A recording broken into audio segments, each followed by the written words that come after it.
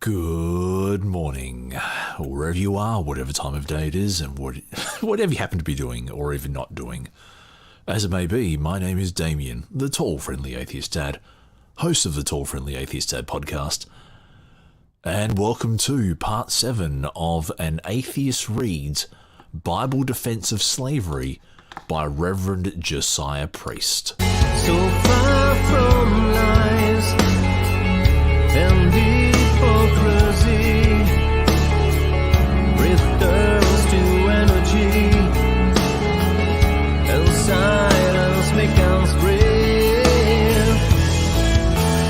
Don't ask me the reason why. Just say, I only dream in black and white, future's nothingness, but I can choose another end, opening my eyes, and you beginning in my life, without emptiness to feel. I am sure of myself, no mercy until the end.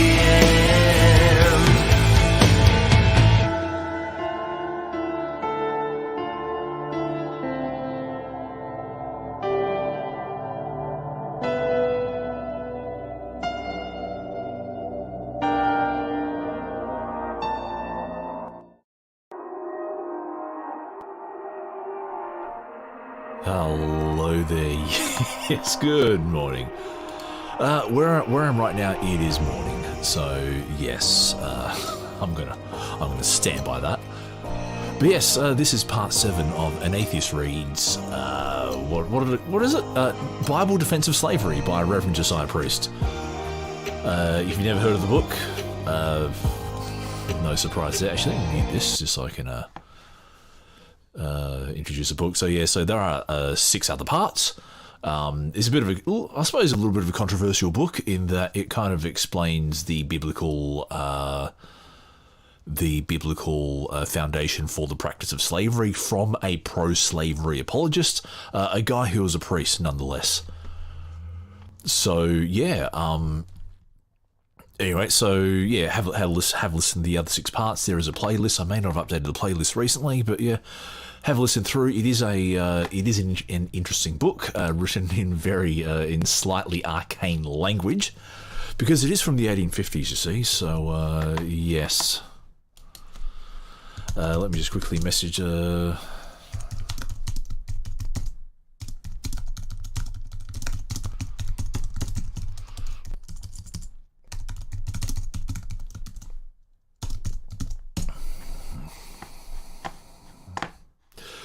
Anyway, yes, so if you do have the book, you can get it from... why is there an ad playing on my... I thought it got the common creative license. Anyway, so the video playing right now is R Travel Global, Sacramento, California to San Francisco, California. And I'm going to give that a thumbs up because I'm a nice guy. Well, I'll try to be a nice guy. Not always, but yeah, anyway.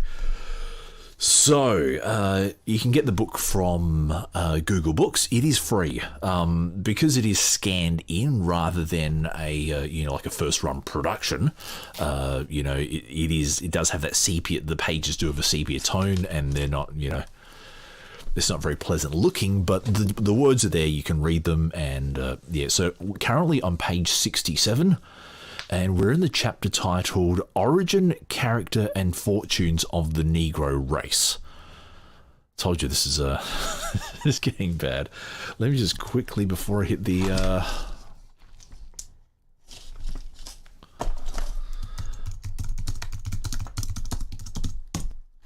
Alright, so where was I? I keep getting distracted because I'm very distracted. So anyway, so we're at the page 67, and the music was from the band Victim of Illusion.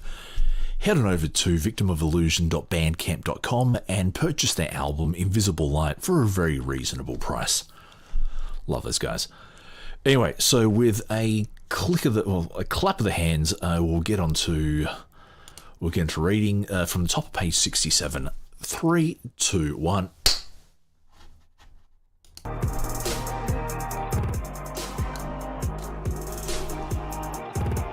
that the Egyptians were the Aboriginal people of Egypt is maintained with considerable labour by Herodotus, as well as Josephus, who says that Menes was their first king, and the man who built Memphis, the first and eldest city of Egypt.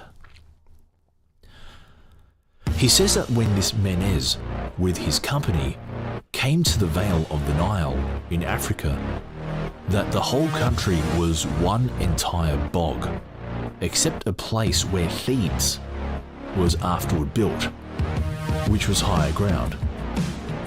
Of this there can be no doubt, when it is remembered that every year the Nile overflowed the whole Vale of Egypt, which extended in length some hundreds of miles, and was on average about 50 miles wide.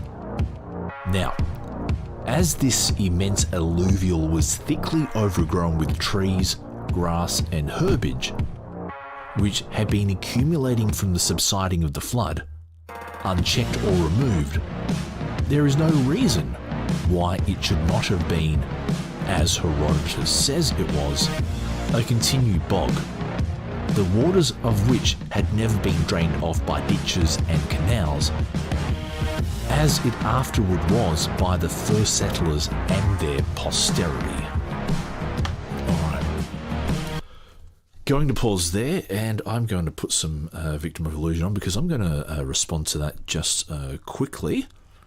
So I should have had this gone before, but, you know, who needs preparation? Who needs preparation? Let me just quickly go to the album, because I'm playing this through my iTunes, and this song is called A New Beginning. So I think he's trying to tie the fact that, well, hey, Egypt was a bog, and it was a bog because of the flood. But guess what? If that were the case, then we would expect the whole world to be a bog. We shouldn't expect to see deserts and canyons and all this other stuff. So the idea that, Egypt was a bog because of the flood, therefore the flood is true. But yeah, as I said in my previous series, this is the idea that you get when you are trying to prove the Bible to be correct, and the Bible is basically your only source of knowledge. So yeah, well done, mate. Anyway, I'm going to go back to the book in. Let's get my clicky ready. So in 3, 2, 1. Herodotus also says that the Egyptians maintained that they themselves were the most ancient people of the human race, and that from them even the Greeks borrowed their knowledge of the gods. See that author's work, Volume 1, Book 2, pages 173, 175, 184. Who was Menes, their first king, but Netzarim, the son of Ham, who indeed, according to Josephus, did first first of all settle on the Nile, in Africa, there being none before him, which would justify their holding themselves, as in after ages, to be the first of mankind in that country. Respecting the Egyptians, and turning over to page 68, Herodotus says also that Hercules was one of their gods, who was second only to Pan, the creator, himself, in their estimation, and that from the Egyptians the Greeks borrowed a knowledge of this god. Page 204, volume 1. That Hercules was, no doubt, the famous Nimrod, founder of the Tower of... Okay, sorry, I'm just giggling to myself because this is... Hercules was Nimrod. Okay, I've never heard that one. Sorry, I'll compose myself. Yes. Nimrod, founder of the Tower of Babel, whom the Egyptians had deified, as Herodotus relates, and that his parents were Egyptians. All this the Grecian traveller learned of the Egyptians, as he knew nothing of the story of the Hebrew history as written by Moses, that work having been translated into the Grecian language not till 150 years or so after the time of Herodotus. This pretense of the Egyptians about their being the first people of the human race was but a pretense arriving out of a vain desire to thus be esteemed, the very thing to which several others of the ancient nations have aspired, namely the Greeks, as well as the people of China and the ancient nations of America. Alright, let me pause the reading there.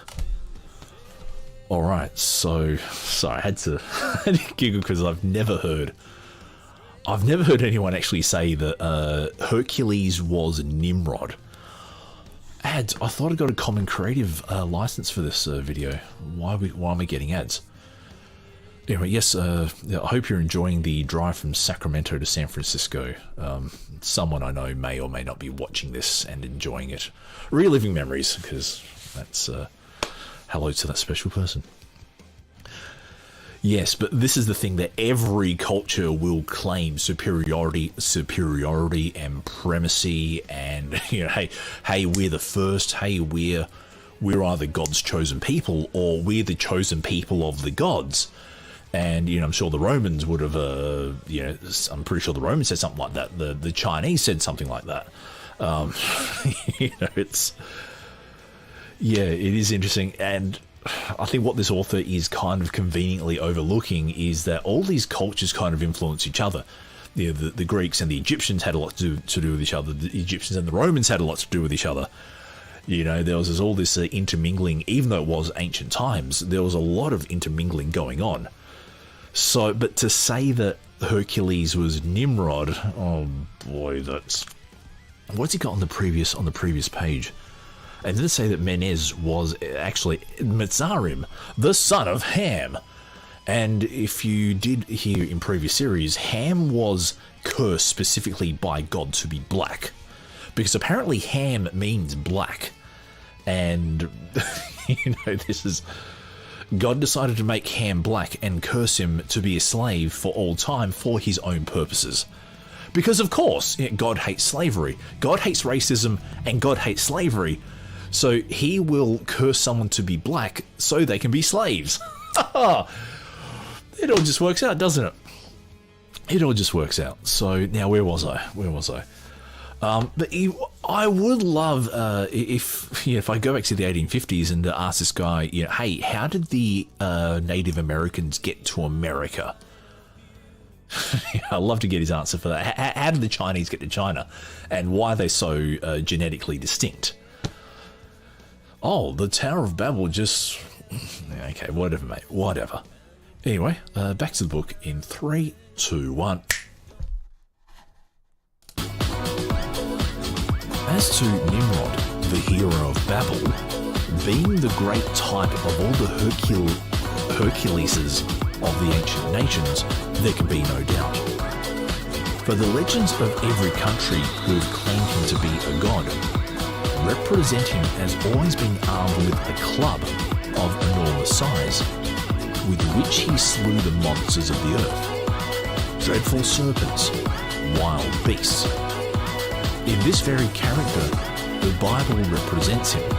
See Genesis 10, verses 8 and 9, where it is written that he was a mighty hunter before the Lord, which the Jewish rabbis interpret of his slaying wild beasts, which at that time greatly infested the country of the Euphrates, where he lived, before he and Cush, his father, and Ham, his grandfather, went to Africa and founded Ethiopia. This is... Alright, back to the... Okay, we're now getting a history lesson here as well. He founded Ethiopia. God. I don't know how I'm going to get through this book, and I'm probably going to read I Don't Have Enough Faith to Be an Atheist after this. So, man, I am a sucker for punishment because that's what I do. That's what I do. I read these so you I read these so you don't have to.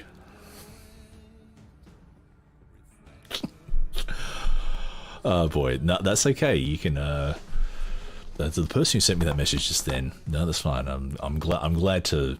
I hope you're enjoying yourself. That's all I'll say. I hope you're enjoying yourself. Where was I?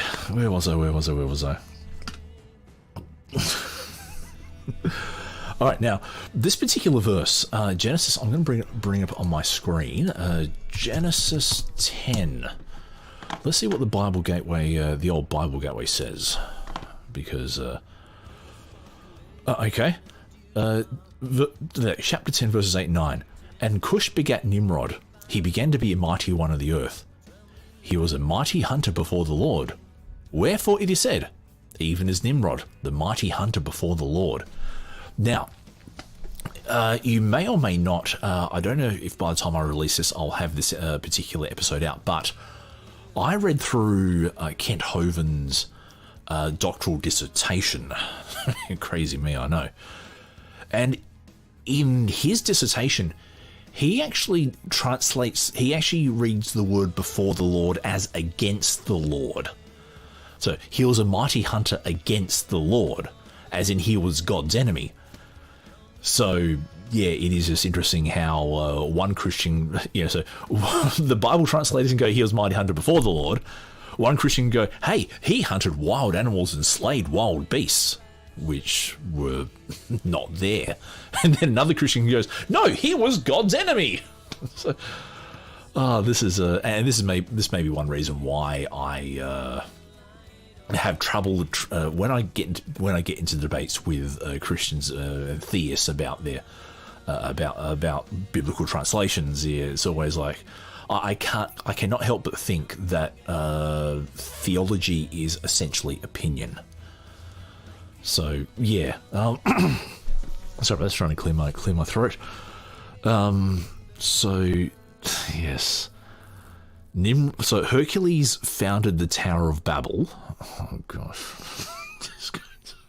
Now I don't know much about Egyptian history, but I have to check with anyone who knows Egyptian. Hey, did Hercules found Babel? And the Herculeses, the thing is though that almost every ancient people groups had a deity figure for war and battle and hunting. So Hercules was by no means unique to the people of Greece or Egypt or whatever, because in ancient cultures you had a deity for every facet of life. You had a deity for battle, you had a deity for war, you had a deity for fertility, you had a deity for agriculture, and sometimes they were the same. You had a deity for rain, you had a deity for thunder, you had a deity for earthquakes, you had one for volcanoes, you had one for the, and so it's just yeah.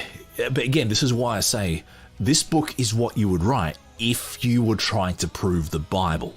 If you were trying to make the Bible account stand out, you would cut these little pieces out and go, hey, yes, this guy's saying what I believe what I want him to say. So this is what you'd write if you only had the Bible. You kind of ignored 99% of the scholarship out there, and you were in the 1850s, and you were racist and trying to put black people in their place. So, okay. So I'm going to go back to the book in, let me get my clicky click. And how long have I been for? Okay, 20 minutes. Okay, cool. Let's go for about another 10 minutes or so. So 3, 2, 1. All right, top of page 69. To find out the true origin of the god Hercules, Herodotus the Greek made a voyage from his own country, which was on the eastern side of the Mediterranean, near to Italy, west of Greece, to the great city of Tyre, which is on the extreme eastern end of the Mediterranean, the capital of Old Phoenicia, or Old Canaan. The reason why this man took so much pains on this subject was to see whether his countrymen were right in their claim of Hercules to be their own natural god and not derived from some other people. When he had arrived there, he soon found in the city of Tyre a temple dedicated to Hercules. The next thing for him to learn was how long ago it had been built. He therefore inquired of the priests how old the temple was. They replied that it had stood there since the building of the city, which was more than 2,000 years. This would go back in time from the period when Herodotus went to Tyre, which was about 450 BC, quite up to the era and birth of Nimrod, which is about 125 years after the flood. Ads, I swear. That. From this fact, Herodotus was convinced that Hercules was truly a Tyrian or a Negro god, who was also the god of the Egyptians, the Ethiopians, the Libyans, as well as of ancient Babylon, of which empire Nimrod was the founder, although it passed into other hands in process of time. We have said above that Nimrod, the grandson of Ham, was a Negro, and after his death became a Negro god by deification, after the manner of the ancients. For Herodotus expressly says, we're up the top of page 70 now, expressly says, Volume 1, Book 2, page 246, that the Colchians and Egyptians, who are all one with the Tyrians, Zidonians, Ethiopians, and Libyans, were black and had short curling hair. If not such men were not Negroes of the true stamp, we know not who are, and also that they were the children of Ham, or they had no progenitors at all. Herodotus says that when he was in Africa, some men of Cyrene told him that they had been as far into the interior as the temple of Jupiter, Ammon, that they had conversed with Aristarchus, the king of Ammonia, who told them that the Libyan race, dwelling still further within the interior and west of Ammonia, and far west of Egypt, were all blacks. This writer also says that the whole country south of Jupiter Ammon, or the sheep god, was inhabited by blacks. Alright, let's... So, yes, this is to prove the point that Ham was black. And if you read a few pages before, it actually says that, God struck him and caused him to be black. Because, of course, that's what... I see a whole lot of cultural intermingling, but to take the priest's word, it was built 2,000 years ago. Well, of course it was. Yes, of course it was. That's,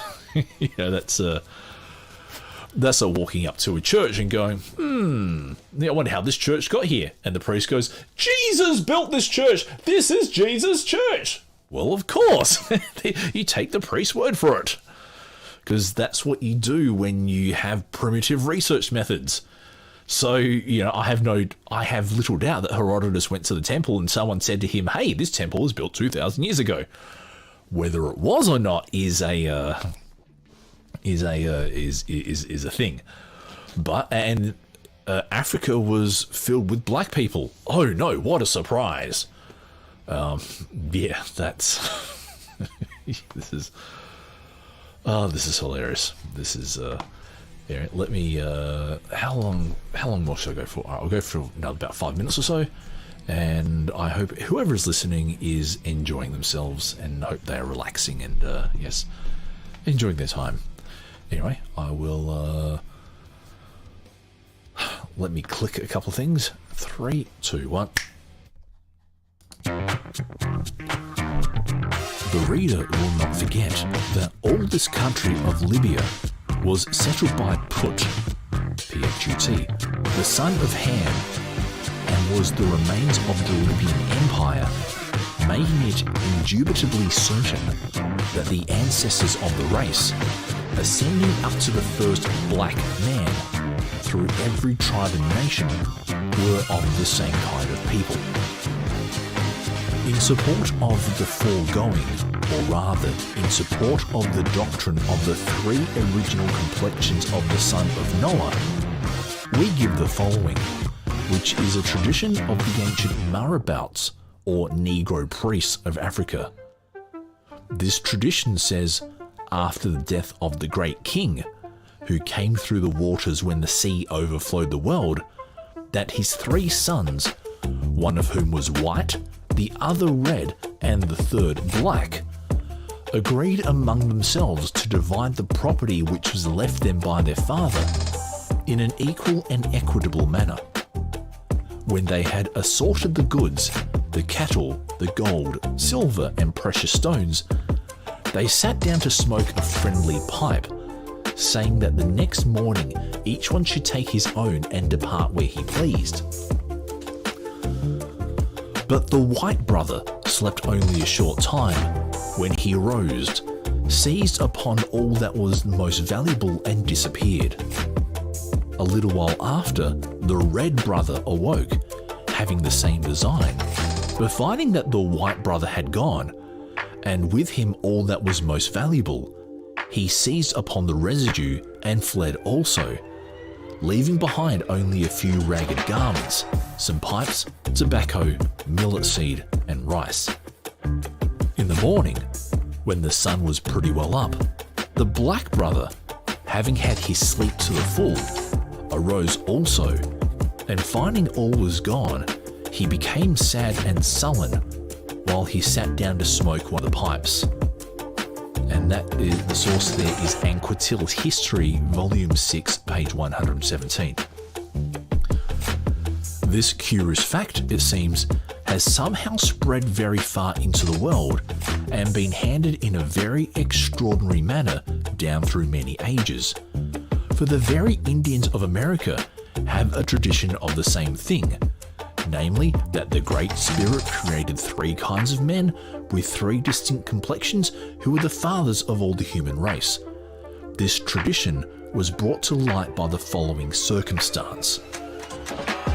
When the Floridas were first erected into a territory of the United States, one of the earliest deeds of the governor, William P. Duval, was directed to the instruction and civilization of the natives. Oh boy!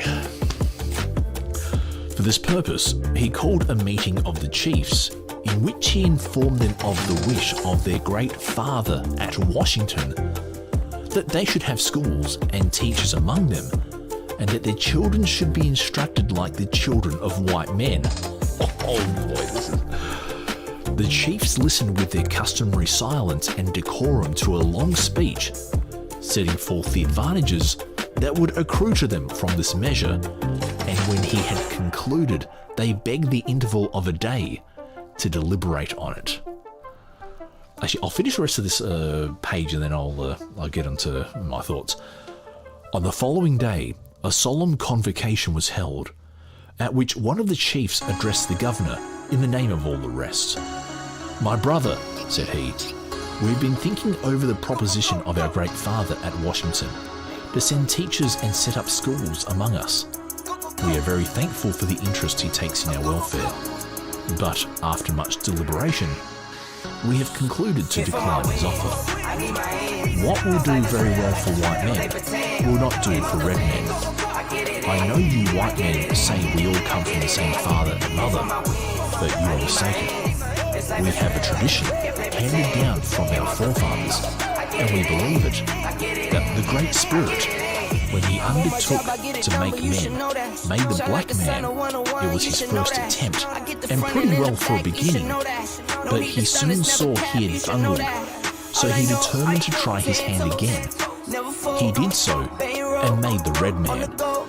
He liked him much better than the black man, but still was not exactly what he wanted. So he tried once more, and made the white man, and then he was satisfied.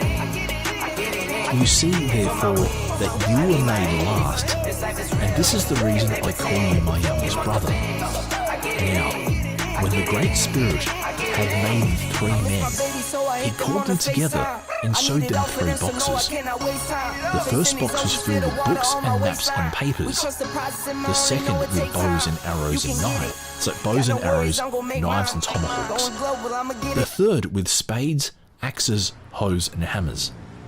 These, my sons, said he, are the means by which you are to live. Choose among them according to your fancy. The white man, being the favourite, had the first choice. He passed by the box of working tools without notice, but when he came to the weapons of war and hunting, he stopped and looked hard at them. The red man trembled, for he had set his heart upon that box. The white man, however, after looking upon it for a moment, passed on and chose the box of books and papers. The red man's turn came next, and you may be sure he seized with joy upon the bows and arrows and tomahawks. As to the black man, he had no choice left but to put up with the box of tools. From this it is clear that the Great Spirit intended the white man should learn to read and write, to understand all about the moon and stars, and to make everything, even rum and whiskey. That the red man should be a first-rate hunter and a mighty warrior, that he was not to learn anything from books, as the Great Spirit had not given him any, nor was he to make whiskey nor rum, lest he should kill himself with drinking. As to the black man, as he had nothing but working tools, it was clear he was to work for the white and red man, which he has ever continued to do. But still further, in agreement with the opinion of there having been in the outset of time, after the flood, 3 different human complexions among men, we learn that there has been discovered, within a few years, by a traveller, some very curious paintings in the subterranean chambers of the dead, beneath the ruins of one of the ancient cities of Egypt.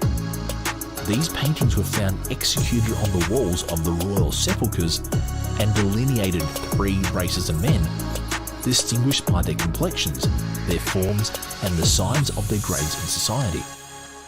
As to their complexions, they were white, red, and black. The white men were placed in such attitudes as denoted them to have been legislators or lawgivers. The red men as warriors, with the instruments of war and slaughter in their hands. The black men as servants or slaves, with the tools of husbandry in their grasp. These paintings were so curiously and perfectly executed that, at the time of their late discovery, they were as bright and vivid as if but newly painted. Herner's Historical Researches in Africa, Volume 2, page 90. Oh boy, that is... there is so much wrong with that. There is so much wrong. Oh boy. I don't even know where to start. Firstly, I do not have a knowledge of the Floridas or how it came about. The name Duval does sound like a stereotypical redneck name, and I only say that because if you play Mafia 3, and spoilers here, if you play Mafia 3, one of the bad guys is a racist called Remy Duval. So yeah, that's... Oh boy, that's... Yeah, so it's... and it's like, oh, hey, I can just imagine him going to like a tribe of Native Americans and going, look, I would like to put you in school and teach you the ways of the white man. And then they go, we don't want that, thank you very much. It's like, God. No, I think, look, I can't say much about America, but I do know that in Australia, they didn't really get that choice. The choice was made for them.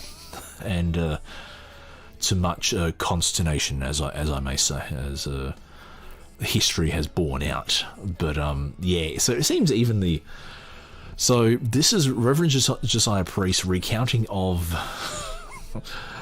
other people's traditions which make even the black man, man, it's the African Americans get short shrift, don't they? It's yeah. So let me. All right, so that was page where was I? So that was page 74. So I'm going to put a bookmark in that. I'm going to. All right, yes, I'll do that. Let me put a bookmark. There's a bookmark in that, and yes. Hope you enjoyed that. But yeah, so it's just my thoughts are that